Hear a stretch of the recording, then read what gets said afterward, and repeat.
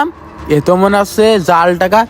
ভাই এ টাকা তুমি কোনে পাইছাও? ওই আমাকে বিলিতে ওই শাপলার ওই কলমি শাক তুলে এনে বেচতিলাম, তাই দেশে কোনো সমস্যা ভাই? না ভাই কোনো সমস্যা না, ওই আমার কাছে তো খুচরো টাকা নেই, ছোটটারে পাঠালাম বেকারিতে খুচরো টাকা আনতে, ও তো এখনো ফিরিনি।